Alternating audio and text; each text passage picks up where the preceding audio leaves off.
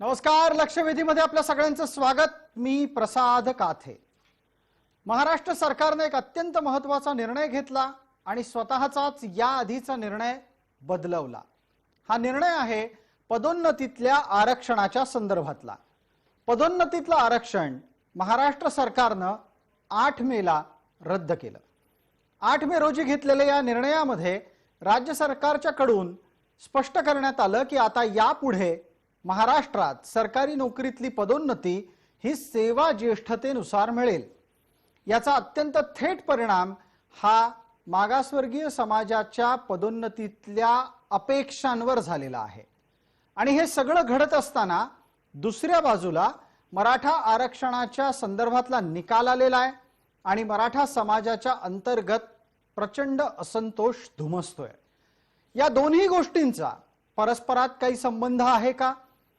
पदोन्नतीतलं आरक्षण नेमकं याच वेळेला रद्द करण्याच्या संदर्भातली पावलं का टाकली गेली, या सगळ्याची चर्चा आपल्याला करायची आहे. वरकरणी पाहता 33,000 लोकांना याचा तत्काळ आणि थेट फायदा होणार आहे. पण प्रत्यक्षात केवळ आणि केवळ 33,000 इतकीच या लाभार्थ्यांची यादी असणार आहे का? पदोन्नतीमध्ये जर आरक्षण असतं तर त्याचा लाभ किती ठिकाणी पोहोचला असता? आणि मुळात लोकशाहीमध्ये जो सामाजिक न्याय अपेक्षित आहे त्या सामाजिक न्यायाच्या साठीचं पोषक वातावरण गेली इतके वर्ष ज्या शासन आदेशाच्या आधारे अबाधित असल्याचं सांगितलं जात होतं, त्याच पोषक वातावरणाला आता तडा गेलेला आहे का? या आधीचं सरकार हे भारतीय जनता पार्टी आणि शिवसेनेचं सरकार होतं. त्यांच्या काळात सुद्धा पदोन्नतीमध्ये आरक्षण असावं अशा स्वरूपाची मागणी होती आणि या वादात न पडता संबंधित प्रकरणाला स्पर्श सुद्धा न करता या सर्व प्रकारच्या जागा या न भरण्याचा निर्णय घेण्यात आला होता. नरोवा कुंजरोवा अशी ती भूमिका जरी असली तरी पण आत्ताच्या सरकारनं जी भूमिका घेतलेली आहे ती थेट परिणामकारक आहे. थोडक्यात काय तर मागासवर्गीयांना न्याय देण्याच्या साठीची भाषा करणारं पुरोगामी सरकार राज्यात असताना अशा प्रकारचा झालेला निर्णय हा अनेक पुरोगामी नेत्यांना, पुरोगामी चळवळीतल्या कार्यकर्त्यांना पटलेला नाही. महाराष्ट्रातलं आत्ताचं मविया सरकार पदोन्नतीत आरक्षण रद्द का करतं याची उत्तरं आपल्याला जाणून घ्यायची आहेत आणि त्यामुळे समाजात त्याचे काय परिणाम होणार आहेत हेही समजून घ्यायचं आहे. कोरोनाच्या काळामध्ये या विषयावरची चर्चा यासाठी गरजेची आहे कारण या संदर्भानं सामाजिक न्यायाची चर्चा सुद्धा अपेक्षित आहे. आजच्या लक्षवेधीत त्याच संदर्भातली चर्चा.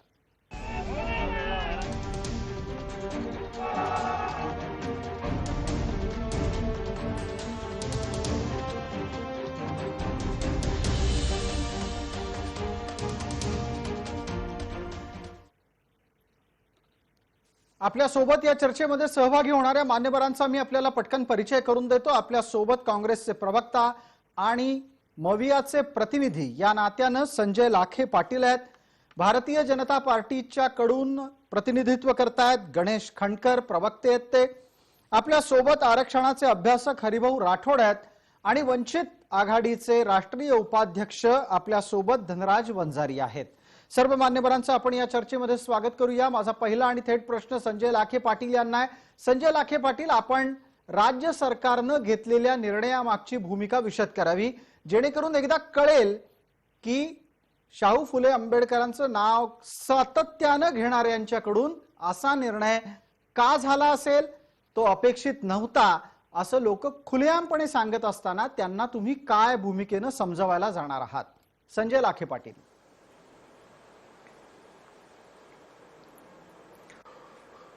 प्रसादजी, माझी सगळ्यात पहिल्यांदा आपल्या चॅनलच्या मार्फत राज्यातील जनतेला विनंती आहे, हा प्रश्न न्यायालयीन आहे आणि विनाकारण मराठा आरक्षणाचा आणि ह्या प्रश्नाचं जे काही जोड देऊन राज्यातील सामाजिक वातावरण खराब करण्याचा प्रयत्न होतोय तो कृपया झाला नाही पाहिजे.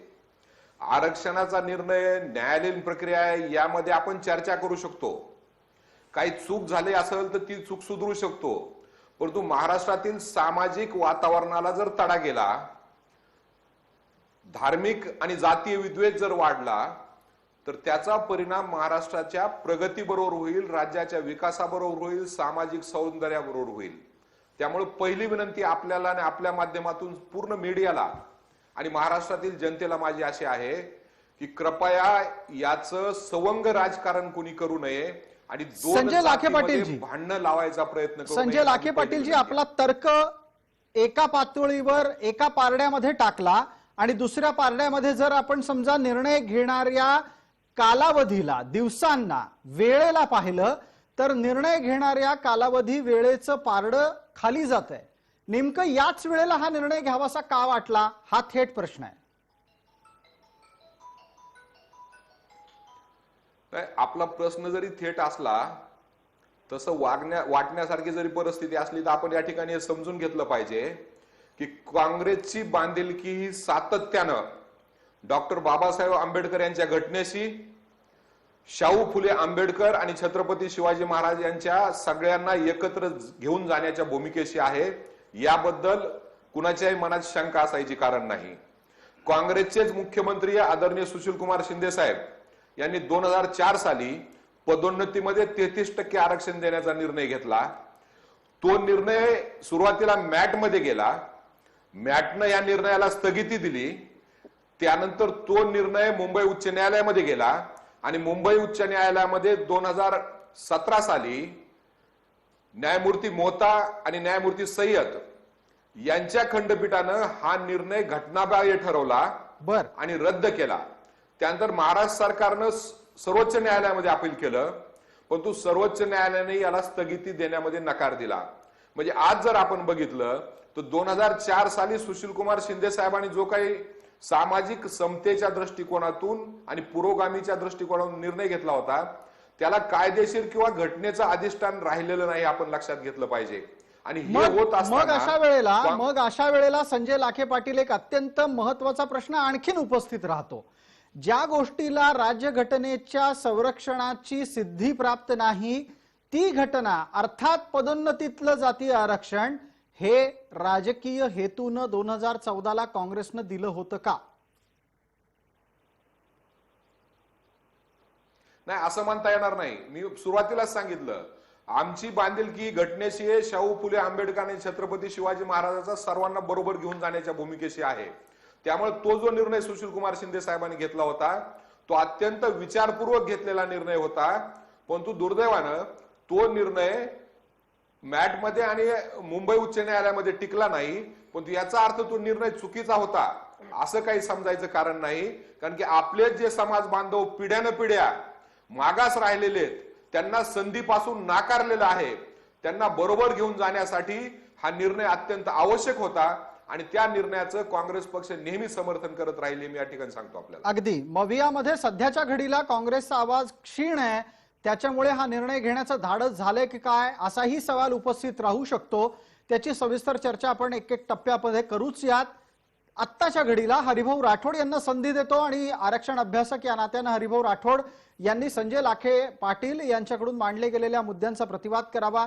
संजय लाखे पाटील आणि पर्यायानं मविया असं सांगतेय की न्यायालयीन लढाईच्या अंतर्गत जे जे टप्पे आले त्याच्यानुसार हा निर्णय झालेला आहे.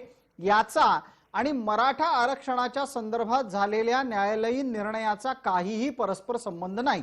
मवियाचा हा तर्क हरिभाऊ राठोड आरक्षण अभ्यासक म्हणून आपल्याला पटतो का? ज्या कालावधीत हा निर्णय झाला, जेव्हा हा निर्णय झाला, ती परिस्थिती आपल्याला काय सुचवते? हरिभाऊ बोला. हा जो निर्णय झालाय ना, हा निर्णय जर बीजेपीने घेतला असता ना तर आम्ही समजू शकलो असतो. ते बीजेपीने घेतला. जी मंडळी आजपर्यंत आम्ही स्वतः की बीजेपी आरक्षणाच्या विरोधात आहे, बीजेपी आरक्षण बंद करण्याच्या साधारणतः अशा मनस्थितीत आहे असं म्हणत होतो, बंद करण्याच्या नाही, याने तर बंदच करून टाकला, विषय संपवून टाकला. त्यामुळे आणि लाखे पाटील जे सांगतात की असं कुठल्याही न्यायालयाने हे आरक्षण बंद करा असं म्हटलं नाही.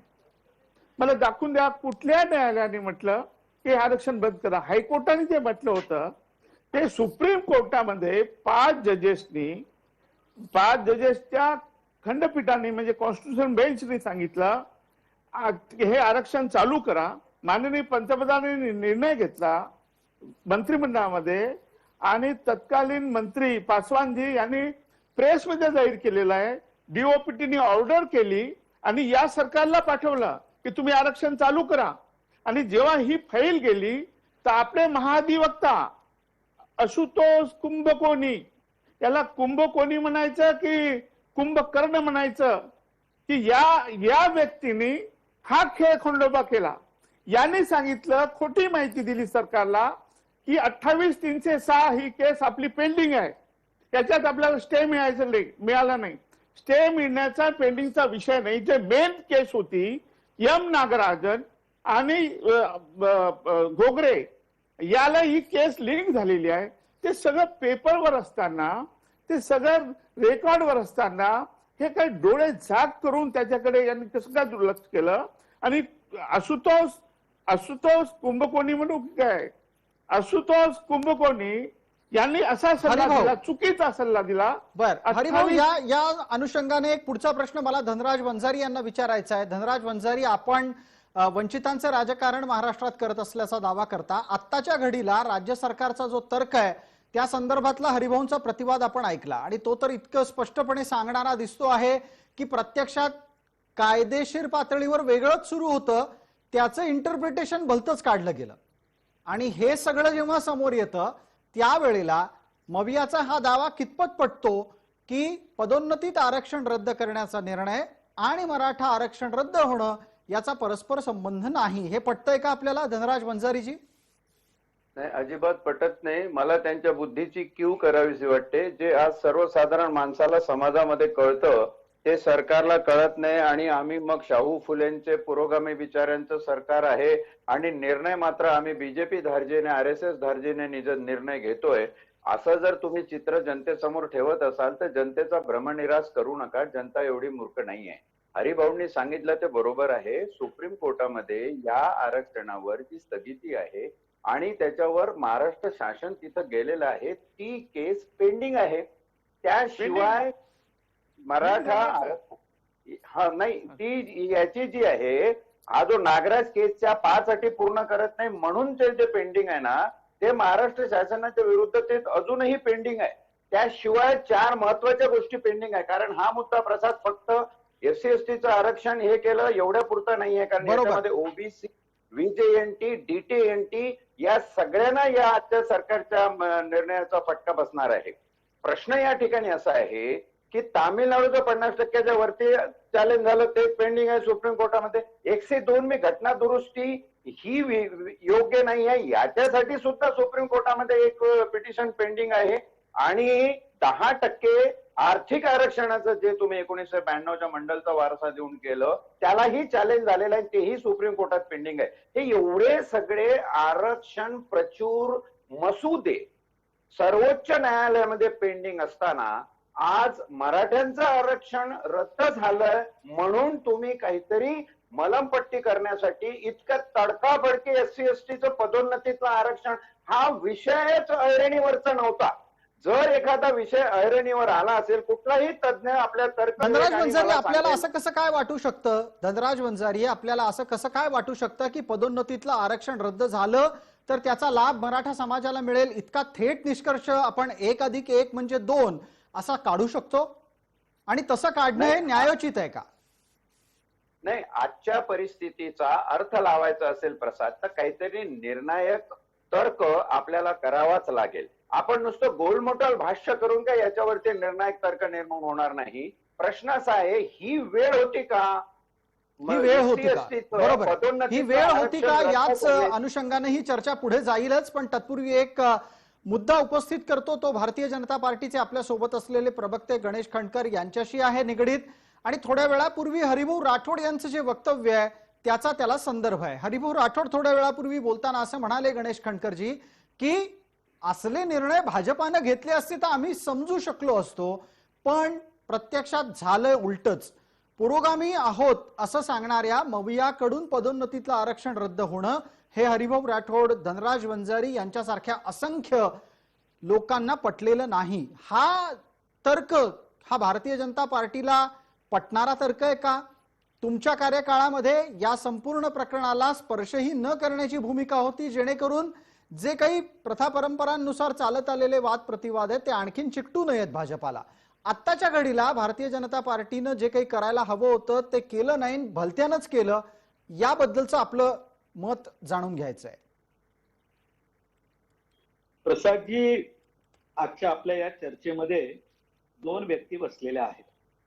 एक आहेत संजय लाखे पाटील, हे काँग्रेसचे अधिकृत प्रवक्ते म्हणून बसलेले आहेत, आणि हरिभाऊ राठोड या ठिकाणी बसलेले आहेत. ते तुम्ही आरक्षण अभ्यासक म्हटलंय, आणि त्याचबरोबर धनराज वंजारी सुद्धा आपल्या सोबत आहेत. बरोबर, पण हरिभाऊ राठोड सुद्धा काँग्रेसचे नेतेच आहेत. त्यांनी दोन वाक्य या ठिकाणी उच्चारली आहेत भारतीय जनता पक्षाच्या संदर्भात. तर आज जेव्हा ही चर्चा सुरू झाली आहे तेव्हा संजय लाखे पाटील असं म्हणाले की फुले, शाहू, आंबेडकरांची, या आदरणीय नेत्यांची त्यांनी नावं घेतली. शहाबानोचं प्रकरण हे त्यांनीच केलेलं होते, त्यांनी विसरता कामा नये. दुसरी बाब असं आहे की 2014 साली या देशाचे पंतप्रधान आदरणीय नरेंद्र मोदीजी झाल्यानंतर या देशामध्ये भटक्या विमुक्तांच्या संदर्भातले काही निर्णय राहिलेले होते. मी फक्त उदाहरण देतो. दादा इदातेंचा त्याच्यावरती आयोग नेमला गेला. दादा इदाते संपूर्ण देशामध्ये 27 महिने फिरले. 2700 पर्यंतच्या जाती पोटजातींचा अभ्यास करून पहिल्यांदा केंद्र सरकारला अहवाल दिला, ज्याच्या संदर्भात आता काम सुरू आहे. तुम्ही आमच्यावर जेव्हा आरोप करताना त्यावेळी आमचं सरकार आल्यानंतर आम्ही काय काम करतो, तर हे काम करतो. हरिभाऊ, तुम्ही आमच्या सोबत होतात, आमच्या पक्षातून निवडणूक लढून तुम्ही खासदार झालात. अहो, आम्ही कधी कोणाची जातपात नाही विचारली हो हरिभाऊ. हे आरोप करताना या देशाच्या जेवढे आमदार म्हणून निवडून आले, अहो सगळ्यात जास्त आमदार अनुसूचित जाती जमातीचे, मागासवर्गीयाचे, अहो आमचे आहेत तर भारतीय जनता पक्षाचे खासदार सगळ्यात जास्त आमचे. आमच्यावर आरोप कसा करता तुम्ही? आरोप आमच्यावर लावू कसं शकता? दुसरी बाब, आरोप नाही, माझं ऐकून घ्या हरिभाऊ. हरिभाऊ, बीजेपीतून निवडून आले होते, माझं ऐकायला तुम्ही बोला. आणि मग आणि त्यानंतर आम्ही कधी कुठल्या आरक्षणाचा मुद्दा काढला की आरक्षण रद्द झालं पाहिजे म्हणून? कुठल्या अर्थानं आपण आहे म्हणता की भाजपवाल्यांनी केलं? अहो, आमचा काय संबंध आहे त्याची? या देशातल्या पददलित समाजाला त्याचे अधिकार मिळाले पाहिजेत हे आम्ही पहिल्या दिवसापासून सांगत होतो. तेव्हाही सांगत होतो जेव्हा आमचे 2 खासदार आहेत, आणि आम्ही हे तेव्हाही सांगतोय जेव्हा आमचे 300च्या वर खासदार आहेत. गणेशजी, भूमिकेत हा बदल झालेला नाही, आम्ही पळपुटे नाही आहोत. गणेशजी आता पटकन मुद्द्यावर येऊयात. तुमची भूमिका मांडायची संधी आपल्याला मिळाली. आत्ताच्या घडीला पदोन्नतीतलं आरक्षण मविया सरकारनं का रद्द केलं असेल? हीच वेळ का निवडली असेल? असं आहे की मराठा आरक्षण रद्द झालंय, दुर्दैव आहे. आणि त्याहून दुर्दैव असं आहे की हे सरकार आता सत्तेत आहे, यांना निर्णय घेण्याची यांच्यात क्षमता नाही. हे गोंधळलेलं सरकार आहे. मुळात ज्या दिवशी आरक्षण रद्द झालं त्या दिवशी दुपारी अशोक चव्हाण आणि बाकी नेत्यांची पत्रकार परिषद पाहिल्यानंतर हे लक्षात आलं की असे प्रसंग घडल्यानंतर सर्वोच्च न्यायालयामध्ये ज्यावेळी आपण बाजू मांडण्यात कमी पडलो, त्यावेळेला सर्वांसमोर येऊन आपली भूमिका मांडून आम्ही पुन्हा न्यायालयात जाऊ आणि ह्या बाबी मांडू आणि पुन्हा आरक्षण मिळू असं कोणीच म्हटलं नाही. तुम्ही गेल्या पुढच्या सरकारवरती आरोप करता तेव्हा तर आरक्षण टिकलं होतं. तुम्ही केंद्र सरकारवर आरोप करताय. अहो, केंद्राने तर बाजू आपली तुमच्या बाजूने मांडली ना. एक मिनिट, चर्चा मराठा आरक्षणावर करायची नाहीये. आता आपल्याला पदोन्नतीच्या आरक्षणाच्या अनुषंगाने पुढे जायचंय. हरिभाऊ, आपलं एक मत मांडा, मला त्याच्यानंतर संजय लाखे पाटलांना संधी द्यायची आहे. हरिभाऊ, पटकन. नाही, हे जे कुंभकोणी यांनी जो सल्ला दिला होता ना, हे फडणवीस साहेबांच्या काळात दिलेला आहे. आरक्षण हे आता बंद झालं नाहीये, हे 4 वर्षापासून बंद आहे आरक्षण. बरोबर. मी सुरुवातीच्या काळात ही बाब नमूद केलेली आहे हरिभाऊ, की त्यावेळेला निर्णय न घेण्याची भूमिका होती. आता निर्णय घेऊन एक घाव 2 तुकडे करून टाकले. पण मी त्यांना हे देईल, क्रेडिट देईल भाजपला, की त्यावेळेस फडणवीस साहेबांनी 33% जागा वेगळ्या ठेवल्या होत्या, या भरायच्या नाही. आता यांनी असा निर्णय घेतला भरून टाका. आणि तुम्ही विचारला होता की मराठाला कसं काय याचा फायदा होईल. तुम्हाला सांगतो की 67% ह्या जागा ओपनच्या आहेत आणि 33% ह्या यांच्यासाठी राखीव आहे. शेड्यूल कास्ट, शेड्यूल ट्राईब आणि भटकेमुक्त. बरोबर. आता यांनी असा जी.आर काढला की त्या सगळ्या ओपननी भरून टाका, मग त्या मराठ्यालाच मिळतील ना आणि ब्राह्मणाला मिळतील. दुसरं कोणाला मिळणार आहे? दुसरं कोण आहे? आणि त्यामुळे संजय लाखे पाटील यांना विचारूयात. तुम्ही त्या संजय लाखे पाटील तुम्ही यांना जो विचारूयात की हा तर्क त्यांना पटतोय का की ज्या जागा मागासवर्गीयांच्याच बरोबर भटका विमुक्तांसाठी राखीव होत्या त्या आता खुल्या प्रवर्गातून भरणं, याचा अर्थ त्या खुल्या प्रवर्गातल्या जातींनाच देणं म्हणजे पडद्याआडचं आरक्षण खुल्या प्रवर्गासाठी राबवणं असा अर्थ होतो का संजय लाखे पाटीलजी? प्रसादजी, मला 3 लोकांचे खुलासे या ठिकाणी करायचे आहेत. बिलकुल. त्यामुळे मला आपण वेळ द्यावा मी आपल्याला विनंती करतो. जी जी बोला. पहिला भाग असा की हरिभाऊ हे आमचे मार्गदर्शक आहेत. घटनेच्या संदर्भामध्ये हरिभाऊचा जेवढा अभ्यास आहे तेवढा खूप कमी लोकांचा अभ्यास आहे. त्यामुळे ज्या ज्या ठिकाणी मार्गदर्शन पाहिजे आम्ही हरिभाऊकडे जातो आणि हे सांगण्यामध्ये मला काही कमीपणा वाटत नाही. पण या ठिकाणी हरिभाऊ काहीतरी त्यांनी जी भूमिका मांडली ती भूमिका मला बरीच मान्य आहे. पण एक जी भूमिका त्यांनी या ठिकाणी मांडली की आरक्षण पदोन्नतीतलं रद्द झालं म्हणजे ते मराठा समाजाला जाईल, ही भूमिका हरिभाऊ आपण जी मांडताय ही बरोबर नाहीये. आपल्या ह्या भूमिकेमध्ये आणि वंजारी साहेबाच्या भूमिकेमध्ये मला काही फरक दिसत नाही की कशाही पद्धतीमध्ये 2 जातीमध्ये तेढ निर्माण झाली पाहिजे आणि मराठ्यांना इतर जातीबरोबर वाद लागले पाहिजेत, या दृष्टिकोनातून या ठिकाणी वंजारी साहेबाची भूमिका आहे. आणि दुर्दैवानं आपणही त्या भूमिकेला बळी पडत आहात. श्रीमंत मराठे आणि गरीब मराठे अशी ही संजय लाखे पाटील, माझा बळी पडण्याचा विषय नाहीये. त्यांनी उपस्थित केलेले प्रश्न मी आपल्या समोर आणतोय आणि आपल्यालाही उत्तर देण्याची संधी देतोय. बोला संजयजी, आपण बोलताय. आणि आम्ही बोलायचं नाही, आज तुम्ही लावायची आणि माझा आमची जावायची मुख्य मुद्दा आहे ह्या दोघांच्या मुद्द्याचं. पुरवणी आहे हे कुठली छत्रपती शाहू फुले आंबेडकरांचं तुमचं विचार माध्यम आहे मला सांगा तुम्ही लाखे साहेब. आज तुम्ही लावायची. माझं म्हणणं आहे ही गरज होती का? वंजारी सरकार, वंजारी सर, मी आपल्याला कुठेही आपल्या भूमिकेमध्ये बोललेलो नाही.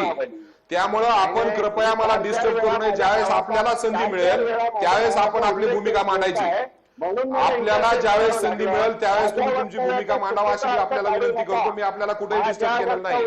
चुकीचा अर्थ काढू नका आणि आरोप करण्याच्या आधी विचार करून आरोप करा. संजय भाऊ, with due respect, I was a police officer आणि तुम्ही माझ्यावर असा ऍक्शन घेत असाल की मी या समाजामध्ये तेढ निर्माण करण्यासाठी प्रयत्न करतोय, चॅनलवर बोलतोय, तर कुठेतरी अंतर्मुख होऊन तुम्ही आत्मपरीक्षण करा. काय बोलताय तुम्ही? आज तुम्ही लावायची, घर आमची जळायची. आज वंचित माणसाला तुमचं बोलणं संपलं का?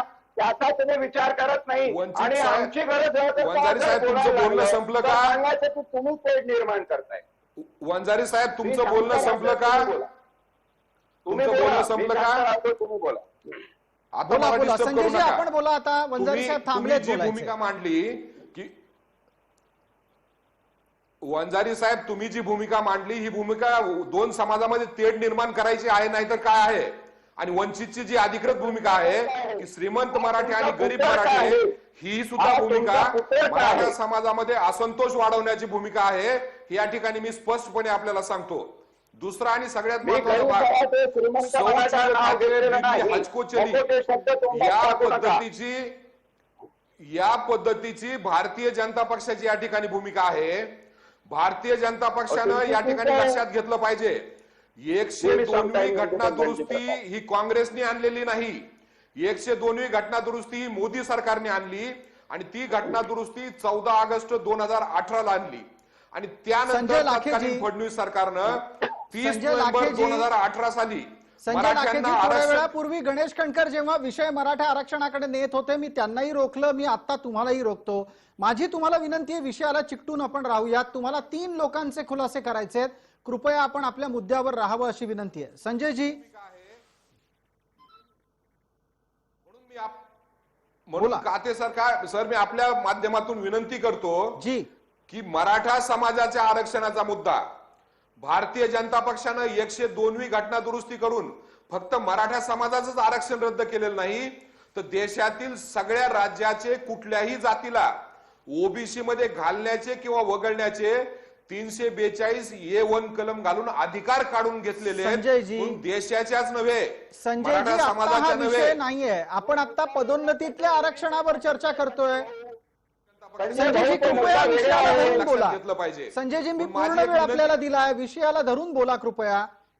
आरक्षण हा वेगळा चर्चेचा विषय, मराठा आरक्षण हा वेगळाच चर्चेचा विषय, आणि पदोन्नतीच्या आरक्षणामध्ये ज्या पद्धतीनं हरिभाऊनी सांगितलं, हा विचार विनिमयानं मुद्दा मांडला जाऊ शकतो. आणि यामध्ये जर समाज घटकाला काय असं वाटत असेल आमच्यावर अन्याय झालाय, आम्हाला न्याय मिळाला पाहिजे, तर महाराष्ट्र प्रदेश काँग्रेस कमिटीचे अध्यक्ष नानाभाऊ पटोले, आमचे विधिमंडळाचे नेते बाळासाहेब थोरात आणि आमचे नेते अशोक चव्हाण यांच्या माध्यमातून आपण सगळे मुख्यमंत्र्याकडे बसू आणि ह्या भूमिकेमध्ये जर काही दुरुस्ती करायची असेल तर त्यासाठी आपण विचार करू. परंतु या ठिकाणी मी परत एकदा सांगतो, हा निर्णय काँग्रेस सरकारनं केलेला नाही. हा निर्णय उच्च न्यायालयानं घटनाबाह्य ठरवल्यामुळं, हरिभाऊ म्हणतायत घटनाबाह्य ठरवलं नाही. मी या ठिकाणी सांगतो, 2017 साली न्यायमूर्ती मोहता आणि न्यायमूर्ती सय्यद यांच्या खंडपीठानं पदोन्नती संजयजी, आरक्षण हे घटनाबाह्य ठरवलेलं आहे. संजयजी, थोड्या वेळापूर्वी हरिभाऊ राठोडांनी हाच मुद्दा खोडून काढला, तरी पण आपण वारंवार तोच मुद्दा मांडता आहात. मुद्दा आहे. आणि यामध्ये जर काही मार्ग काढायचा असेल तर हरिभाऊ आपण पुढाकार घ्या आपल्या बरोबर ह्या विषयावर चर्चा करण्यासाठी. परंतु राज्यातील सामाजिक वातावरण बिघडू नये, दोन समाजामध्ये तेढ निर्माण होऊ नये, आणि काँग्रेसची बांधिलकी सातत्यानं डॉक्टर बाबासाहेब आंबेडकर यांच्या घटनेशी, शाहू फुले संजय आंबेडकर आणि लाखेजी, छत्रपती शिवाजी संजय महाराजांच्या विचाराशी आहे. लाखेजी, संजय आणि लाखेजी, काय- आपलं सगळं काही म्हणणं हे कृतीत दिसलं पाहिजे, हीच खरी अपेक्षा इथे असलेल्या पॅनलवरच्या प्रत्येकाची. काँग्रेसची बांधिलकी कोणाशी आहे हे तुम्ही वारंवार सांगताय, कृतीत तसं दिसत नाही. हरिभाऊंना काही बोलायचंय. हरिभाऊ, आपण बोलताय. हा, नाही संजय लाखेजी, माझा काही तसा उद्देश नव्हता. मला प्रसादजींनी विचारलं मराठ्याचा काय संबंध, म्हणून मी बोललो. अदरवाईज तुम्ही घेऊ नका. आणि नाही, पण दोन्ही समाजामध्ये हरिभाऊ, तुमचं ते अभ्यासपूर्ण मत आहे, त्याच्या बाबतीत आता तुम्ही मागे फिरताय. गैरसमज वाढवू नका. ते नाही नाही नाही, बिलकुल नाही. आणि तेढ निर्माण होईल असं आम्ही कुठलेच करणार नाही. आता आपण संजय लाखेजी, तुम्हाला परत सांगतो, माझे एकच मिनिटं ऐकून घ्या तुम्ही. कुठल्याही कोर्टाने आरक्षण थांबवलेलं नाही. उलट 5 जजेसनी सांगितलं घटनापीठाने चालू करा. माननीय पंतप्रधानांनी निर्णय घेतलेला कॅबिनेटमध्ये, तो तुमच्याकडे डीओपीटीची ऑर्डर आहे, फक्त कुंभकोणीने धिंगाणा घातलेला आहे. तुम्ही कुंभकोणीला बोलवा, हरिभाऊ, मग मला मला एक प्रश्न बोलवा. आहे. हरिभाऊ, एक मिनिट. हरिभाऊ, माझा प्रश्न ऐका. मी तुम्हाला असा प्रश्न विचारतो की जर समजा कुठल्याही न्यायालयानं पदोन्नतीतलं जातनिहाय आरक्षण रद्द करा असा आदेश दिलेला नाही, तर मग या सरकारकडून ही गोष्ट का सांगितली जातीये? हे जाणीवपूर्वक केलेलं आहे. म्हणून मी काय म्हणतो, आमने सामने होऊ द्या ना. मी तर विधान परिषदेमध्ये सांगितलं होतं माननीय मुख्यमंत्र्याला की तुम्ही कुंभकोणीला बोलवा, आम्हाला बोलवा. आता लाखे साहेब सांगतात त्याप्रमाणे बोलवा ना पण कुंभकोणीला. हरिभाऊ, राजकीय नेतृत्वाला तितकी समज आणि जाण असली पाहिजे की त्यांना दिलेला सल्ला योग्य अयोग्य, काळाच्या कसोटीवर तो काय परिणाम करू शकतो, या सगळ्या गोष्टी त्याला तपासता आल्या पाहिजेत. एका पदाधिकाऱ्यानं कायदेशीर दृष्ट्या सल्ला देण्याचं काम असलेल्या व्यक्तीनं दिलेला सगळाच सल्ला ऐकायचा, मग राज्यकर्ते कशासाठी आहेत? आणि हा बचाव असू शकतो का? आपण एक मिनिट गणेश खंडकर, हा बचाव असू शकतो का की अमुक एका सल्लागारानं सल्ला दिला म्हणून राज्यकर्त्यांनी त्याचं पालन केलं? मग राज्यकर्त्यांच्या आकलन शक्तीचं काय? प्रसादजी, मी मगाशी म्हणालो, तुम्ही मला थांबवलं की मी मराठा आरक्षणाचा मुद्दा मांडतोय. मी मराठा आरक्षणाचा मुद्दा नव्हतो मांडत. मी अनेक वेळा चर्चेतनं सांगतोय हे सरकार गोंधळलेलं, मी असं का म्हणालो, तर याच रेफरन्सने मी संदर्भ देऊनच म्हणालो ना की ज्या वेळेला महाराष्ट्रामध्ये ही अशी म्हणजे आरक्षणासाठी एवढी आंदोलनं झाली, वातावरण पेटलेलं होतं, आणि जेव्हा असा निर्णय येतो त्यावेळेला राज्यकर्त्याने धीरोदात्तपणे जनतेच्या समोर जाण्याची गरज असते. हे नाही होताना दिसत. आता हरिभाऊ जर का समजा त्या कुंभकोणींचा विषय सारखा करून हे जर सांगत असतील, आणि मग दुर्दैव आहे, ठीक, हे केवळ एक उदाहरण म्हणता येईल. याच्यापेक्षा जर अधिक एखादा मोठा विषय आला तर राज्यकर्ते म्हणून यांची भूमिका काय असेल? राज्यकर्ते म्हणून त्यांची भूमिका काय असेल हा प्रश्न आहे. संजय लाखे पाटील त्याचं उत्तर देतील. संजयजी, 30 सेकंद आहेत आपल्याकडे. बोट दाखवणार का? राज्यकर्ते म्हणून आमची हीच भूमिका आहे की बाबासाहेब आंबेडकरांच्या घटनेप्रमाणे शाहू फुले आंबेडकरांनी छत्रपती शिवाजी महाराजांच्या विचारसरणीप्रमाणे कुठल्याही समाज घटकावर अन्याय होऊ नये आणि जो समाज घटक पिढ्यानं पिढ्या वंचित राहिलेला आहे, समान संधीपासून त्याला नाकारलेला आहे, त्याला बरोबर घेऊन जाण्यासाठी सुशील कुमार शिंदे साहेबांनी जो निर्णय घेतला होता त्या निर्णयाशी आमची बांधिलकी आहे. पण यामध्ये ज्या काही घटनात्मक कायदेशीर बाबी आहेत त्या समन्वयानं कुठल्याही पद्धतीनं तेढ न वाढवता या ठिकाणी सोडवण्याचा आपण सगळे मिळून प्रयत्न मी करूया. वारंवार संजय आणि लाखेजी वंजारी आपल्याला हाच प्रश्न विचारतोय की जे बोलता आहात ते कृतीत दिसायला हवं. धनराज वंजारी, काय अडचणी असतील या सरकारच्या की जे बोलतायत ते कृतीत दिसत नाही? सामाजिक न्यायाची भूमिका शब्दात असते, कृतीत नसते. कसं आहे प्रसाद, कसं आहे, मला बोलायचं असेल तर मला जरा सलग बोलू द्या. जी, मी बोला. काही जातीय तेढ किंवा समाजामध्ये काहीतरी अराजक माजवण्यासाठी बोलतोय हा जो भ्रम आहे तो भ्रम काढून टाका. आणि असं वक्तव्य जर तुम्ही चॅनलवर करत असाल तर मी त्याचा तीव्र शब्दामध्ये निषेध करतो. मी प्रत्येक वेळी माझं वक्तव्य जबाबदारीने केलेलं आहे आणि जबाबदारीनेच मी हे बोलतो. धनराजजी, तुमची तुम्ही माझा गर्दी निषेध नाही आणि करतात, कथन- प्रवक्त्यांचा निषेध करताय हे आपल्याला प्रेक्षकांना नजरेस आणून द्यावं लागेल. हो, तुमचा निषेध नाही करत आहे प्रसादजी, तुमचा निषेध नाही करत आहे. ज्यांना कोणी हे वक्तव्य केलं की वंचितांचे नेते म्हणून वंजारी हे तेढ निर्माण करण्याचा प्रयत्न करताय समाजामध्ये, या वक्तव्याचा मी निषेध करतोय. अंतर्मुख होऊन ज्यांनी कोणी वक्तव्य केलं असेल त्यांनी त्याचा विचार करावा. ठीक आहे. मी तुमचा निषेध करत नाही. मला हे म्हणायचं आहे की कथनी आणि करणी यामध्ये तुमची जी तफावत आहे तिला अंतर्मुख होऊन तुम्ही बघाल तर डॉक्टर बाबासाहेब आंबेडकरांचं आणि समानतेचं नाव घेण्याचं मॉरल राईट तुम्हाला नाहीये. एवढे अधोगत तुम्ही मॉरली झालेला आहात. बीजेपी RSS प्रणित जो अजेंडा आहे, सरसकट आयुष्यभरासाठी प्रत्येक आरक्षणाच्या विरुद्ध असलेली ही सैद्धांतिक मंडळी आज जेव्हा एका समाजाचं प्राबल्य असलेलं 288 पैकी 182 आमदारांचं हे महाराष्ट्रातलं त्रिकुटी सरकार हे वंचितांचं सरकार नव्हे. काय आज ST ST DTNT VJNT OBC वर अन्याय झाला आहे याची जाणीव नसल्यामुळं तुम्ही हा निर्णय अकाली घेतलेला आहे, अकाली पाऊस पडावा तसा. धनराज वंजारी, आपल्याला असं वाटतं का की राज्य सरकारनं घेतलेला निर्णय हा तात्काळ मागे फिरवावा, त्याच्यावर पुनर्विचार करावा आणि पदोन्नतीत आरक्षण ठेवावं, आपल्याला असं वाटतं? बिलकुल वाटतं. हा तात्काळ जरी या राज्य सरकारने अडेलहट्टीपणाने घेतला नाही तरी कालांतराने त्यांना हा निर्णय परत घ्यावाच लागेल. कारण ही बाब कायद्याची आहे, संविधानाची आहे आणि संविधानाच्या बाबीमध्ये जेव्हा सुप्रीम कोर्टातून निर्णय येईल तेव्हा आज ना उद्या या सरकारला तोंडघशी पडावंच लागेल. आता आपण वेळेच्या मर्यादेपोटी थांबतो आहोत. एक लक्षवेधीमध्ये छोटीशी विश्रांती गरजेची आहे. लक्षवेधीच्या पुढच्या भागात जेव्हा आपण परत येऊ तेव्हा सामाजिक ढाच्यावर पदोन्नतीतल्या आरक्षणाचे परिणाम होणार आहेत का, आरक्षण असलं तर काय होतं, नसलं तर काय होतं पदोन्नतीमध्ये, या संदर्भातली चर्चा आपल्याला करायची आहे.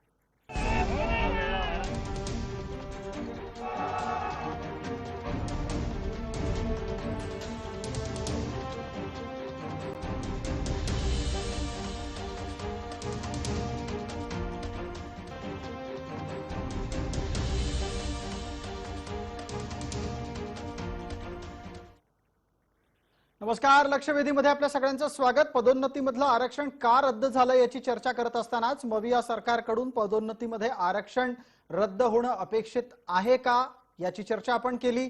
आत्ताच्या भागामध्ये पदोन्नती गुणवत्तेवर की आरक्षणाधारित असावी याची चर्चा आपल्याला करायची आहे. त्याच जोडीला सेवा ज्येष्ठतेनुसार पदोन्नती देण्याचा फायदा कुणाला मिळेल आणि पदोन्नतीमध्ये आरक्षणाचा आग्रह कशासाठी आहे या सर्व बाबींचाही उहापोह आपण करणार आहोत. चर्चेची सुरुवात आपण हरिभाऊ राठोड यांच्यापासून करतोय. आरक्षणाचे अभ्यासक आहेत. हरिभाऊ, काय गरज आहे पदोन्नतीमध्ये आरक्षण असण्याची? सर्वप्रथम आपलं जे टायटल आहे ना त्याचं उत्तर असं आहे की हे कशामुळे झालं, विदाऊट एनी रिझन झालं, कुठलंही कारण नसताना झालं. आता पदोन्नतीमध्ये आरक्षण कशामुळे आलं ते सांगतो आपल्याला. नाही, का हवं आहे, कशामुळे आल्याचा भाग आधी झालाय, का हवं आहे ते सांगा. याच्यासाठी पाहिजे की जो बॅकलॉग असतो शासनामध्ये, बॅकलॉग असतो तो भरून काढण्यासाठी आहे. मी तुम्हाला उदाहरण देतो. समजा 100 जागा आहेत, 100 जागा आहेत ते आपल्याला भरायचे आहेत, तर रिक्रुटमेंट रूल आहे 50% जागा ह्या by way of direct recruitment आणि 50% जागा बाय वे ऑफ प्रमोशन. आता डायरेक्ट रिक्रुटमेंट मध्ये जेव्हा आपण जागा निघतात तेव्हा SC ST VJNT ला जागा असते, म्हणजे त्या पर्सेंटेज प्रमाणे ते डायरेक्ट रिक्रुटमेंट येतात. आता एखादा सिनियर क्लार्क टू पुढे घ्यायचं किंवा क्लार्क टू सिनियर क्लार्क करायचं असेल तर सिनियर क्लार्क करताना बाय वे ऑफ प्रमोशन त्याच्यामध्ये सुद्धा 50% जागा आरक्षित ठेवलेल्या आहे. आणि म्हणून आणि ते जर केलं नाही आपण तर ते भरणार कशा तुम्ही? बॅकलॉग भरणार कसा? बर, बॅकलॉग भरण्यासाठी हे आरक्षण आहे, म्हणजे रिझर्वेशन मधलं प्रमोशन. आणि जर तुम्ही हे नाही ठेवलं, आता काय होतं बघा. मला आता मला 67 मला एक छोटासा उदाहरणादाखल प्रश्न या निमित्तानं धनराज वंजारी यांना विचारायचा आहे. धनराजी, आता मी आपल्याला जो प्रश्न विचारतोय तो आपल्या पोलिसिंगच्या कायदा सुव्यवस्थेचं पालन करण्यासाठी तुम्ही इतकी वर्ष जी सेवा दिलीत पोलीस खात्यामध्ये त्या अनुषंगानं मला माहिती द्या. समजा एखादा सिनियर PI वरिष्ठ पोलीस अधिकारी आहे, वरिष्ठ पोलीस निरीक्षक आहे, त्याला आरक्षणात प्रमोशन असेल तर काय फायदा होईल निवृत्तीला? आणि जर आरक्षणात प्रमोशन नसेल तर मागास वर्गाच्या सिनियर PI ला निवृत्तीच्या वेळेला कोणत्या पदावरून निवृत्त व्हावं लागेल? उदाहरणासह सांगा, म्हणजे लोकांना सहज लक्षात येईल की या आरक्षणाचा समाजाला, मागास समाजाला कसा फायदा होऊ शकतो किंवा होऊ शकणार नाही. मी अगदी उदाहरणावरून सांगतो. माझ्या बरोबर जो सब इन्स्पेक्टर 79 ला रिक्रूट झाला, मी OBC आणि ओपन जनरल कॅटेगरी मधला असल्यामुळे मी ACP म्हणून निवृत्त झालो. पण माझे बॅचमेट हे DCP, ऍडिशनल SP, काही DIG म्हणून निवृत्त झाले. आता ते निवृत्त झाले म्हणून मला असं वाटतं, अरे मी केवळ रिझर्वेशन नाही म्हणून असं झालं नाही. पण दुसरा विचार असा केला, हरिभाऊ जे म्हणाले ते फार योग्य आहे. प्रश्न कसा आहे की किती DIG हे SC ST समाजाचे आहेत महाराष्ट्रामध्ये? मुंबईचं कमिशनर ऑफिस मी आयुष्य घालवलेलं ज्या ऑफिसमध्ये, या 70 वर्षामध्ये किती schedule caste, schedule tribe, VJNT, DTNT चे मुंबई कमिशनर झालेत मला दाखवा. किती महाराष्ट्राचे पोलीस महासंचालक हे रिझर्व्ह कॅटेगरी मधले आहे मला दाखवा. आता होतं काय, जेव्हा वरच्या लेवलला ही अशी खालच्या समाजातल्या माणसांची जागा कमी असते किंवा त्यांना प्रतिनिधित्व नसतं, ते प्रतिनिधित्व मिळवून देण्यासाठी बिंदू प्रणालीच्या माध्यमातून आरक्षणामध्ये तुम्हाला पदोन्नतीमध्ये तुम्हाला आरक्षण ठेवलं गेलेलं आहे. पदोन्नतीतल्या आरक्षणाचा हा मूळ हेतू आहे की त्या पर्टिक्युलर प्रवर्गाच्या माणसाला एका विशिष्ट लेवलच्या हायर पोस्टवर ते रिकॉग्निशन मिळावं. नाही तर मग तो सब इन्स्पेक्टर, इन्स्पेक्टर, ACP तेवढ्याच रँकला राहून राहील, तो पुढे वरती जाणारच नाही. हे खरं तर जर समजा पोलीस दलातलं हे एक उदाहरण नजरेसमोर ठेवलं आणि याचप्रमाणे सरकारी नोकऱ्यांमधील विविध प्रकारच्या महत्वाच्या पदांच्या अनुषंगानं चर्चा करायची असेल तर मला एक थेट प्रश्न हरिभाऊ राठोड यांना विचारायचा आहे. हरिभाऊ राठोड, आपण यावर अधिक प्रकाश टाका की एखादा मागास समाजातला व्यक्ती महत्वाच्या आणि सर्वोच्च पदापर्यंत आपल्या कर्तव्यनिष्ठेपोटी पोहोचतो आणि त्याला आरक्षणाची जोड असते, तेव्हा त्याचा समाजाला काय लाभ होतो, होऊ शकतो का? निश्चितपणे 100% हा 100% होतो. कारण आता मंत्रालयामध्ये बघा, मंत्रालयामध्ये कालच एक रिपोर्टिंग झालं कुठल्या तरी टीव्हीच्या माध्यमातून.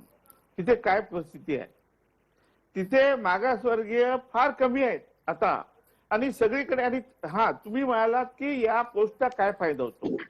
निश्चितपणे एखादी व्यक्ती कमिशनर झाली तर त्याचा दाखला देऊन समाजामध्ये शिक्षणाचं प्रमाण वाढतं. त्याला त्याचा कळत न कळत त्याचा निश्चितपणे, जसं आपण सरकारमध्ये एक विशिष्ट लोक सरकार दरबारी असतात तर त्याच्या खाली फायदा होतोच. आणि त्यामुळे डायरेक्ट आणि इनडायरेक्टली निश्चितपणे समाजाला फायदा होतो.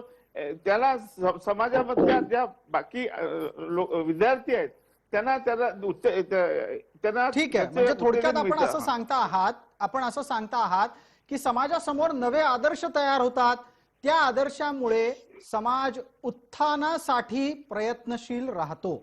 आता याच ठिकाणी सामाजिक न्याय हा कसा गरजेचा असतो ते लक्षात येतं. संजय लाखे पाटील, आता आपण सांगा, हीच सगळी सामाजिक न्यायाची प्रक्रिया खीळ बसल्यासारखी थांबू शकते का तुमच्या नव्या निर्णयामुळे? आणि मग जर ती तशी थांबणार असेल तर पदोन्नतीतलं आरक्षण थांबवण्याचा निर्णय हा केवळ न्यायालयानं घेतला अशी भूमिका घेण्याऐवजी ही भूमिका बदलण्याच्यासाठी पावलं टाकणार आहात का?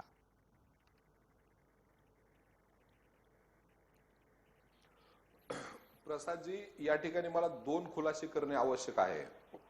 एक तर ज्या पद्धतीनं हरिभाऊ म्हणतायत की कुठल्याही न्यायालयानं हे आरक्षण थांबवलेलं नाही, माझी हरिभाऊंना नम्र विनंती आहे की 2004 साली सुशील कुमार शिंदे साहेबांना हा निर्णय घेतल्यानंतर मॅटच्या न्यायालयानं हा निर्णय सगळ्यात पहिले थांबवला आणि त्यानंतर न्यायमूर्ती मोहता आणि न्यायमूर्ती सय्यद यांच्या मुंबई उच्च न्यायालयानं 2017 साली पदोन्नतीतील आरक्षण हा विषय घटनाबाह्य ठरवला आणि त्यानंतर राज्य सरकार सर्वोच्च न्यायालयात गेल्यानंतर सर्वोच्च न्यायालयानं त्याला स्थगिती दिली नाही.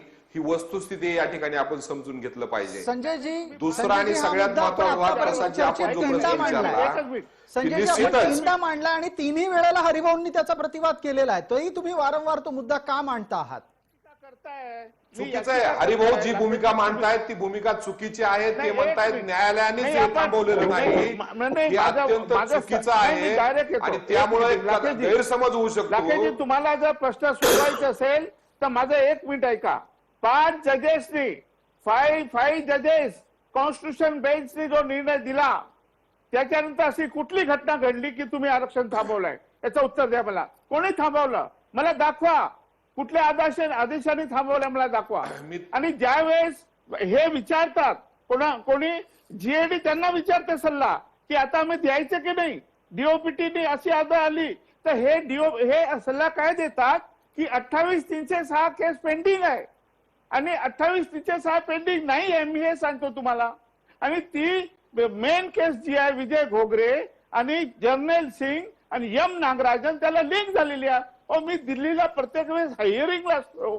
मी लाखो रुपये खर्च केले यासाठी. मी स्वतः याच्यामध्ये इंटरव्हनर आहे. माझ्या एवढी माहिती कोणाला नाही.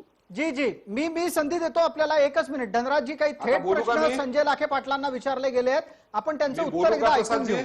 संजयजी, आपण बोलणार आहात. माझं जर खरं असेल तर संजय लाखे पाटील तुम्ही मीटिंग घ्या मुख्यमंत्र्याकडे, मी तुम्हाला दाखवतो. हा संजयजी, आपल्याला संधी दिली आहे. हरिभाऊ, 1 मिनिट. आता तुम्ही इतके प्रश्न विचारले आहेत तर एकदा संजय लाखे पाटलांचं उत्तर ऐका. हरिभाऊ, संजय लाखे पाटील बोलतायत, त्यांना बोलू द्या. बोला संजयजी, बोला. प्रसादजी, माझी आपल्या माध्यमातून हरिभाऊला आणि सगळ्या नागरिकांना विनंती आहे की हरिभाऊ जो मुद्दा मांडतायत की याच्यामध्ये माननीय मुख्यमंत्र्याकडे बैठक लावून चर्चा झाली पाहिजे, तर मी हरिभाऊंना विनंती करतो की आमचे प्रदेशाध्यक्ष नानाभाऊ पटोले, बाळासाहेब थोरात आणि अशोकरावजी चव्हाण यांना विनंती करून उद्याच मी माननीय मुख्यमंत्र्याला विनंती करायला लावतो की या संदर्भामध्ये हरिभाऊकडे जे पुरावे आहेत ते पुरावे समजून घेण्यासाठी माननीय मुख्यमंत्र्यांनी बैठक लावावी. आणि संजय लाखे पाटील, आपण अत्यंत जबाबदार पद्धतीनं एका राष्ट्रीय वाहिनीवर हे वक्तव्य केलेलं आहे, तेव्हा आम्ही आपल्या या केलेल्या दाव्याचा पाठपुरावा करणार आहोत की अशा पद्धतीनं आपण विनंती खरंच केलीत का आणि त्याची बैठक कधी लागली. दरम्यान जी संजयजी, 1च मिनिट. धनराज वंजारी आपल्याशी काही बोलू इच्छित आहेत. धनराज वंजारीजी, आता सगळा विषय हा मुख्यमंत्र्यांच्या दरबारात नेऊन तिथून लवकरात लवकर मार्ग काढण्याचा प्रयत्न करू असं आश्वासन थोड्याच वेळापूर्वी संजय लाखे पाटलांनी दिलंय. कृतीशील काय व्हायला हवं? कृतीशीलता कशी आहे? आजच्या डिबेटच्या पहिल्या भागामध्ये जे आपण डिस्कस केलं ते परत दुसऱ्या भागामध्ये एक सावलीसारखं घेऊन येण्यात अर्थ नाही. दुसरा भाग फार स्पष्ट आहे याच्यामध्ये की हा जो निर्णय आहे पदोन्नतीतलं आरक्षण रद्द करण्याचा सरकारने घेतलाय त्याचे परिणाम कुठल्या घटकावर होणार आहे आणि कुठला घटक याच्यामध्ये दुखावला जाणार आहे आणि कुठला घटक सुखावला जाणार आहे. आता सामाजिक आणि राजकीय खेळी करत असताना जनतेच्या भावनिकतेचा वापर करून अशा प्रकारची कुकर्म करण्याची राजकारण्यांना काही गरज नाही. एक छुपा अजेंडा जर तुमच्या मनामध्ये नाही आहे तर तुम्ही हे निर्णय आजचा जो घेतलेला आहे तो रद्द करा आणि आहे तसं चालू द्या. सुप्रीम कोर्ट जेव्हा या गोष्टीचा निर्णय पण धनराज देईल, वंजारी, त्या हा प्रश्न आपण जेव्हा जेव्हा या आधी मवियाच्या प्रतिनिधींना विचारला, त्यांचं उत्तर काय आहे? जे झालंय ते न्यायालयामुळे झालेलं आहे आणि हरिभाऊ त्याला खोडून काढतायत प्रत्येक वेळेला. आता मग मुद्दा असा उपस्थित राहतो की निर्णय न्यायालयामुळे झाला अशी सत्ताधाऱ्यांची भूमिका असते, निर्णय मागे घ्या असा तुमचा आग्रह असतो, मधला मार्ग दिसत नाहीये. मधला मार्ग आहे का? आपल्या सोबत गणेश खंडकर आहेत. राजकीय दृष्ट्या यातला मधला मार्ग कुठला, की खरोखरच एका वर्गाला शांत करण्याच्यासाठी हे निर्णय होत आहेत?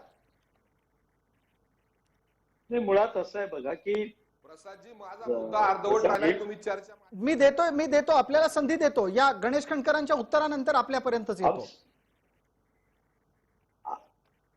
असं आहे प्रसादजी की मुळात मराठ्यांच्या आरक्षणाचा विषय आल्यानंतर ज्या वेळेला तातडीने त्यांनी हा निर्णय घेतला, मुळात हे अन्यायकारक आहे. या संदर्भात माझं म्हणणं तेच आहे, मी सुरुवातीपासून चर्चेत सांगतोय की यातली त्यांची नेमकी भूमिका काय आहे ते सोडून त्यात सगळं बोलतायत ते आणि वारंवार हे सांगतायत की तेढ निर्माण होणार नाही, तेढ निर्माण होणार नाही. तुम्ही हे कोणासाठी सांगताय आणि महाराष्ट्रात आता कुठे काय कुठल्या वक्तव्याने तेढ निर्माण झाली आहे, तुम्ही हे का सांगताय?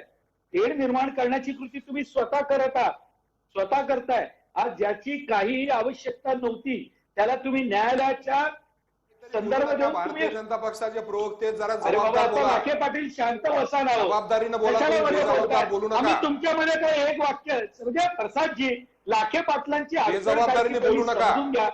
ते उद्या मुख्यमंत्र्यांकडे जाणार आहेत. अहो, आम्ही तुम्हाला थांबवलं का? तुम्हाला जिथे जायचं तिकडे तुम्ही जा, पण आम्हाला आमचं मत तर मांडू द्या. तुम्ही एवढे डिस्टर्ब का होता? अरे तुम्ही कोण ठरवणार मला कुठं जायचंय? तर अरे तुम्ही बोला, मी कोण नाही ठरवणार मला बोललो. कुठं जायचं? मी का तुम्हाला जिकडे जाणार जायचं आहे तिकडे का? जा. मी नाही बोललो. मी अजिबात जाणार नाही, बोललो हे लक्षात ठेवा. हे काय प्रसादजी? थांबवा आणि ते लाखे पाटलाकडे काय चर्चा करताय? चुकीचं बोलू नका, जबाबदारीनं बोला. अशी काही चर्चा होते का? संजयजी, आपल्याला उत्तराची संधी मिळतीये. आता आपण आपले प्रतिवाद मांडावेत आणि त्याच्याच बरोबर जो मुद्दा गणेश खंडकर यांनी मांडला त्यालाही उत्तर द्यावं. तुमची वेळ सुरू होतीये. संजय लाखे पाटील. प्रसादजी, मुळात हे समजून घेतलं पाहिजे की हे आरक्षण रद्द झाल्यामुळं मराठा समाजालाच याचा लाभ होणार आहे का, की याचं उत्तर नाही असं आहे. सेव्ह नेशन सेव्ह इंडिया ही जी काही मुवमेंट आहे आणि त्या मुवमेंट मध्ये जो विशिष्ट वर्ग आहे, जर तुम्हाला त्याचे नाव पाहिजे असेल तर नावं द्यायची सुद्धा माझी तयारी आहे. त्यांना याचा लाभ होऊ शकतो, मराठा समाजाला याचा मोठ्या प्रमाणावर लाभ होऊ शकत नाही. म्हणून मी सातत्यानं म्हणतोय की मराठा आणि हे वर्ग याच्यामध्ये तेढ निर्माण करण्याचा प्रयत्न या ठिकाणी केला जाऊ नये. कारण की मराठा समाजाचं आरक्षण रद्द झालं, त्या जखमेवर मीठ चोळायचा प्रयत्न ह्या माध्यमातून केला जाऊ नये. कारण मराठा समाजाचं आरक्षण मोदी सरकारच्या चुकीच्या 102व्या घटना दुरुस्तीमुळे या ठिकाणी झालेलं आहे आणि त्यानंतरही परत मराठा समाजाला यासाठी जबाबदार फायदा फक्त मराठा समाजाला होणारच नाही. त्यामुळे ह्या प्रकारे चर्चा करणे अत्यंत चुकीचं आहे. एवढंच मी आपल्या निदर्शनाला आणून देऊ तुमची पहिली इच्छितो. भूमिका ठरवा लाखे पाटील. तेच वाक्य बोलून तुम्ही दिशाभूल माझी भूमिका करण्याचा पक्की आहे, प्रयत्न तुम्ही सांगायची करताय. गरज नाहीये. हे काय आता सगळी चर्चा संपल्यानंतर हे तुम्ही नवीन सांगायची उठून आले. गरज नाही. माझी भूमिका मला माहिती आहे, माझी भूमिका पक्की आहे. पण तुम्ही जी भूमिका एका समाजाला या ठिकाणी कटघऱ्यामध्ये उभं करायचा प्रयत्न करता, तीही भूमिका मी सहन करणार नाही या ठिकाणी मी सांगतो. कुठल्या समाजाला? लाखे पाटील कुठल्या समाजाला? हॅलो, आता असं काय राहिलं नाही की संस्कृत भाषा दुसऱ्याला कळत नाही, प्राकृतातही आम्हाला कळतं तुम्ही काय बोलताय ते. अहो लाखे पाटील त्यामुळे तो मी प्रयत्न करू सुद्धा नका. मराठा आहे. तुम्ही मला शिकवण्याची गरज नाही. मराठ्यांचं राजकारण तुम्ही मला शिकवू नका, पण आम्हाला इतर भांडणामध्ये समाजाचं विवेक नेऊ नका. हे सगळं बोलू नका. भांडणामध्ये विवेक नेऊ नका. झाला याच्याबद्दल बोला. हे बरोबर नाही. मला याच्यासाठी हस्तक्षेप करावा लागतो कारण हे फार वैयक्तिक पातळीवर जायला लागलंय. थांबा, कृपया दोन्ही राजकीय प्रवक्त्यांनी अशा प्रकारच्या वैयक्तिक वादाला इथे आणू नका. आपल्याला थांबावं लागतंय. त्यासाठी हरिभाऊ राठोड आणि धनराज वंजारी शेवटचं 1-1 मिनिट आपल्यासाठी आहे. पटकन आपल्याकडून उत्तर अपेक्षित करतो. हरिभाऊ, राज्य सरकारनं आपली भूमिका बदलली नाही तर तुम्ही काय करणार? एक वेळेस 3 वेळा म्हणजे एका महिन्यात 3 वेळा जिरा बदलवला.